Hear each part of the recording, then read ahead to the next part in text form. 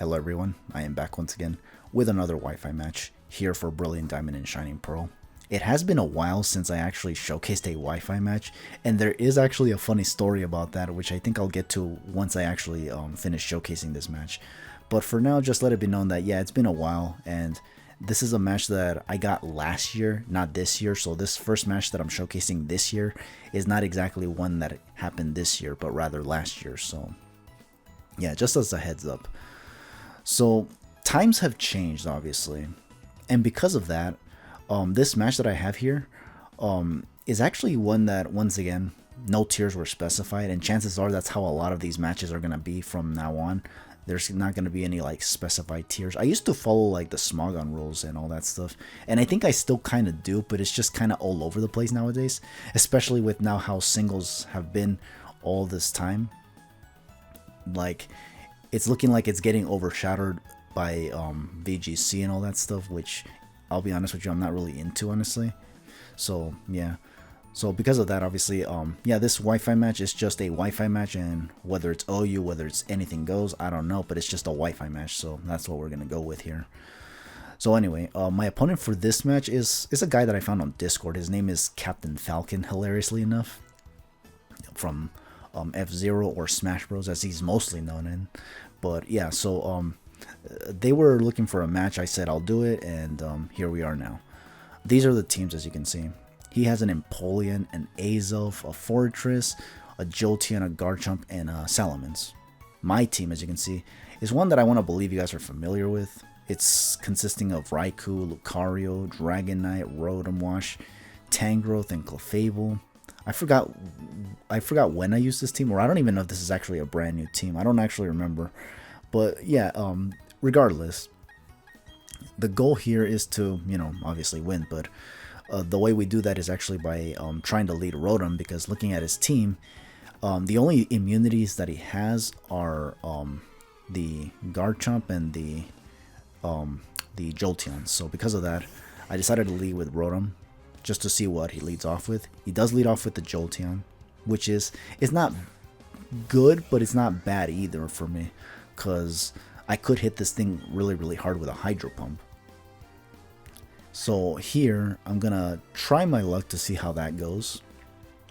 He is gonna stay in and go for the Volt Switch, so that is unfortunate, because I don't know what he's gonna go into. I was personally hoping he'd expect the Volt Switch from me personally, and then he'd want to maybe go into Garchomp. But maybe it's because I also can have Will-O-Wisp, which I do have on my Rotom, by the way, that he probably figured, it's probably not a good idea, so I'm just going to go into the Empoleon instead. So, and that's exactly what he does. So yeah, the Hydro Pump goes to this Empoleon. Had I gone for the Volt Switch initially, I probably would have been able to get some decent Switch initiative right here, but I kind of wasn't willing to risk it already, honestly. So here I'm going to go for the Will-O-Wisp because I saw the leftovers, and I kind of wanted this thing to have like the leftovers negated with the burn, so that every bit of damage that I dish out for this Empoleon, it actually, stays that way and doesn't recover over time. Because the thing with Empoleon is that Empoleon is usually very bulky. It's offensive, but it can also be bulky. Usually of the variety where they set up rocks and even defog. So basically like a utility type of mon. So, and I was kind of anticipating that, and seeing how he sets up the rocks right here kind of gives me that whole like it kind of sustains that that possibility of it being a utility variant as opposed to an offensive one. So here, I wasn't sure what he wanted to do, because he still has the Jolteon, which he could switch back into if I try going for an electrical move, or even going to Garchomp, and if that Garchomp has Outrage, it could be bad. So nonetheless, I decided to just stay in and go for the Nasty Plot, just in case he does go into Jolteon. And interestingly enough, he actually does go into Jolteon, and I just go for the Nasty Plot right here. After this, I'm gonna try to go for a Hydro Pump, so that way I could actually possibly take out this Jolteon, because that's also gonna depend on how bulky this Jolteon is. Because yeah, this Rotom is mostly a defensive variant. I don't remember if it's physically or specially defensive. It's probably special, but I'm not really sure. So yeah, I figured I could probably take whatever hit this thing goes for, and as you can see, it does take it okay. I also have a citrus berry on this thing because I actually wanted to get some quick recovery as opposed to slow recovery with the leftovers.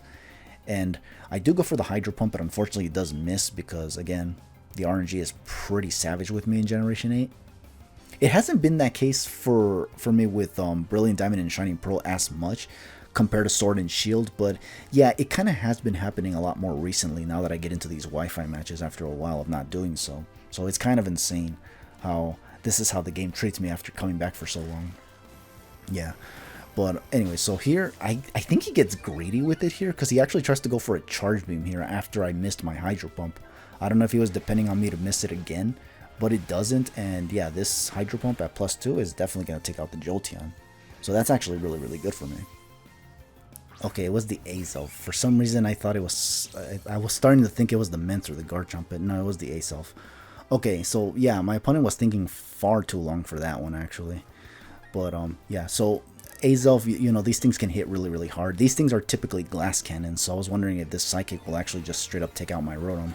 Surprisingly enough, it actually doesn't, which means that it might be a bulky variant, but at the same time, I'm not really sure because this Volt Switch also did quite an amount. So maybe, or it could have maybe been a mixed attacker, because mixed attackers usually don't have like full investment on both stats, so because they can't unless they want to, but their speed would have to be sacrificed in that sense, and I don't know if they want that on a mon like Azelf, which is traditionally fast against a lot of mons. So yeah, but anyways, I lived that, so I just went and got a Volt Switch off. So now here I'm just wondering what I want to send in. I decided to go into Lucario to see if I can just finish this thing off with a E-Speed, because yeah, I do have E-Speed on this Lucario. He does have mons he could switch into like Garchomp if he anticipates the E-Speed, because I could also just go for a fighting move, but that wouldn't be in my interest. Because if he goes for Psychic and I go for like Drain Punch or something, it could live and then just hit me with another Psychic and then take out my Lucario that way. Instead, what he does is actually switch into Fortress, and here I felt like, okay, that's fair play because yeah, it does take the E-Speed very well. However, I do have Swords Dance on this Lucario, and my Lucario is Life Orb, so I want to believe that at +2 I should be able to take out this Fortress. In fact, I kind of was a little worried about the rest of his mons, so because of that, instead of going for the attack right away after this guy sets up a layer of spikes, I'm actually going to try to go for yet another Swords Dance here. Because, yeah, there was a part of me that felt that even at +2, it wasn't going to be enough to even two-shot the Fortress. So, yeah, I just wanted to take advantage of the possibility. And if he does switch into like Garchomp or Menz or something for the Intimidate, I could still get some damage off with the E-Speed. I want to believe that with Life Orb at +3, Salamence would not be able to take an E-Speed anyway. So I just kind of felt like I didn't have much to lose if I went for a second Swords Dance right here. So yeah, that's exactly what I go for. And I think here, this thing is just going to go for a Gyro Ball, which is, it's whatever. That does a decent amount to Lucario because it is a speed invested one, but Lucario does resist Gyro Ball because it's a Steel type move, and Lucario is a Steel type. So what I'm going to do right here now is just go for the Drain Punch and see how much I get back from all this damage that I've taken right now. As you can see right here, it doesn't even, well, it is a 2-hit KO, but like I was personally expecting it to one-shot at this point because it was at +4 with Life Orb and its stab. But you know, fortresses are usually built like fortresses, so I guess it makes sense it took it, honestly. But yeah, so he just goes for another Gyro Ball again. I'm just gonna go for another Drain Punch because I don't really lose much going for Drain Punch now. Even if he goes into Salamence and resists it, I just finish it off with an E-Speed. +4 should do a lot of damage at this point to literally anything he switches in. So he couldn't even switch out at this point. So here he's gonna, I think here's where he tries to send in the Garchomp now, because Garchomp is actually, you know, it can scare Lucario away since those mons are usually very fast compared to compared to Lucario. Like Garchomp's usually faster than Lucario given the base stats on speed. So I tried going for an E-Speed here again. I personally was not expecting it to take it out because Garchomps are also usually very bulky too, honestly. But in this case, yeah, I took it out somehow. So I was just like, oh, okay. So that means that this might just be the whole game because, yeah, for me, the Garchomp was the mon I was actually fearing the most because they usually are bulky unless you have the ice move, which I didn't here. So I was just like, okay, we're just going to go for the E-Speed because I personally did not want to switch out given that I had +4 and I really wanted to make full advantage of that or make full use of it, so to speak. But yeah, here he's going to send in the Azelf. This thing is already crippled, so E-Speed should definitely take that out. And I think the only monster he is left with now is Salamence and Empoleon. And those things, well, Empoleon goes down to Drain Punch. I don't think it outspeeds Lucario unless that thing was like scarfed or something. But you already saw earlier that it was just leftovers. That's why I went for Will-O-Wisp on it earlier with Rotom, so that it negates its leftovers, so that every damage that it takes doesn't just get instantly recovered over time. So here I'm just going to actually just go for another Drain Punch and just take it out. And this, yeah, it just one-shots it because it is what it is. And his last mon is Salamence, which I think even if it gets an Intimidate off, I think I should still be able to take it out. And if I don't, then I just take it out with whatever other mon I have. So I think I still have Clefable on my team, so I could just go for that as well. So yeah, no, this match was kind of like another Lucario sweep type of match actually, because yeah, this Salamence is gonna yeah, I didn't set up any hazards because I don't think I was able to, so I just go for the E-Speed, and if it took out Garchomp, it definitely takes out the Salamence, which is less bulky on the physical side than Garchomp. So yeah, no, this match was kind of done as soon as I got the 2 Swords Dances up. I think if I only got 1 Swords Dance up, there was still a chance he could have gotten me with the Garchomp, but because I got +4, his entire team just basically went down.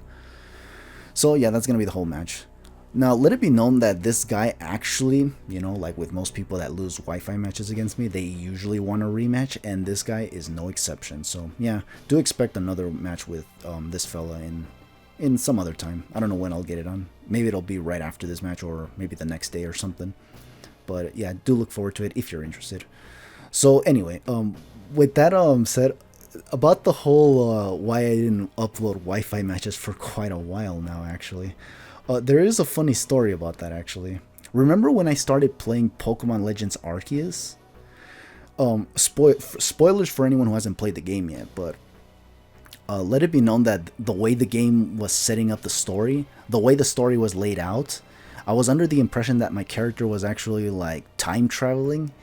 And because of that time traveling aspect, I actually wanted to kind of treat it as such and actually pretend that I myself was time traveling.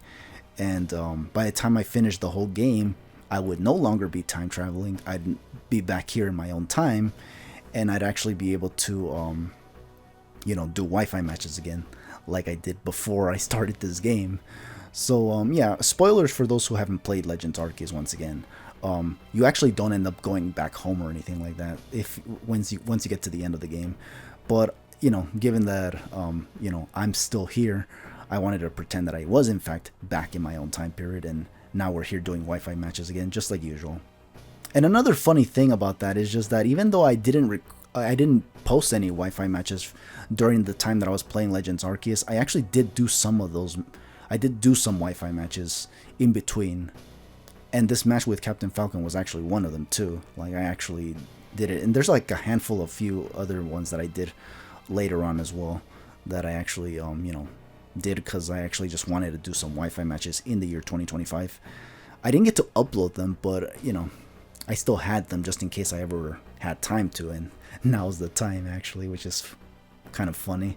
It's because, you know me, like even if I like get a match recorded all the way back as like, I don't know, maybe 2022 or something, even if I haven't uploaded it till this point, you know that I could do that at some point, you know.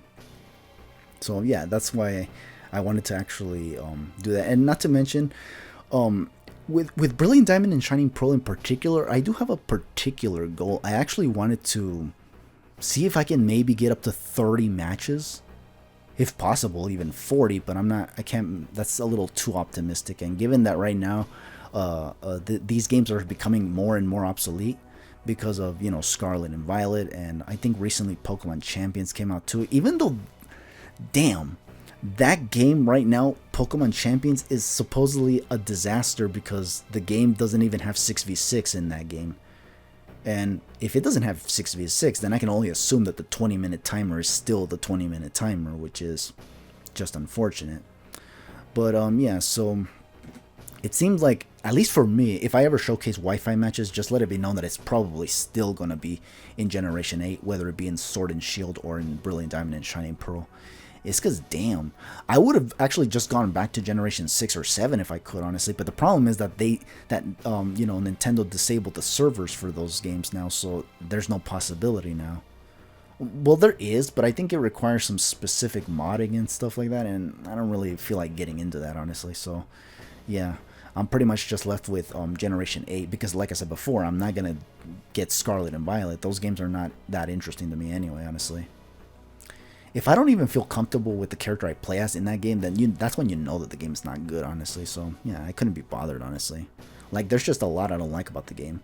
I don't really like the new Pokemon. A lot of them feel like derivatives of original Pokemon in the past anyway, so it's just like, what's even the deal? And the new Pokemon that are new, I mean, you know, it's just like, some of them are alright, but then there are others that are just like straight up not interesting. The starters, for instance, they were not even that interesting to begin with, except for maybe the Grass Cat, but again, I don't think it's worth getting the game for that, honestly. I might have gotten it if the Cyrus team was at least in the game completely, but it isn't, so it is what it is. Right now with Champions, same thing. Nothing's going well. And Gen 10 is apparently going to be a switch to exclusive, so I'm probably going to have to watch some gameplay footage for it to see if it's even worth getting this time or not. Because I saw what was Scarlet and Violet, and yeah, no, I wasn't sold on that, so I never got that game. So, yeah. And from there, I don't know, man. From there, chances are that maybe I'll actually end up reaching a point where I don't do these Wi-Fi matches anymore. Because, like, so far I've gotten matches here and there for Sword and Shield and Brilliant Diamond and Shining Pearl. But that can only happen for so long before it becomes completely obsolete, you know? Like, it'll get to a point where no one will be playing this game anymore. So it's just like, you know, I kind of want to see if I can, you know, make do with what I have right now. I gotta enjoy this game as much as I can, because if Gen 10 turns out to be a disappointment as well, that's probably gonna be it. I gave Legends Z-A a chance because it wasn't like a traditional Pokemon game like Sword and Shield was, but right now that we're heading into Gen 10, like, I'm just hoping that the games are actually at least decent, and you know, it doesn't run like shoe leather, because it's on the Switch too. I want to believe it won't, but again, it could still have a lot of half-baked ideas just thrown in there, and it's all just covered with superficial lights and all that stuff to make it look nice, but in reality it's all like shabby and stuff. So I don't know, go figure. But anyways, that's sorry for the excessive talk on the whole thing, but yeah, I just wanted to actually, you know, give you guys my opinion on the whole thing. But yeah, with all that said, if you watched this match for Brilliant Diamond and Shining Pearl, thank you for watching as always. Hope to catch you fellas for another one whenever I get to it. But for now, just take it easy and have yourselves a good one.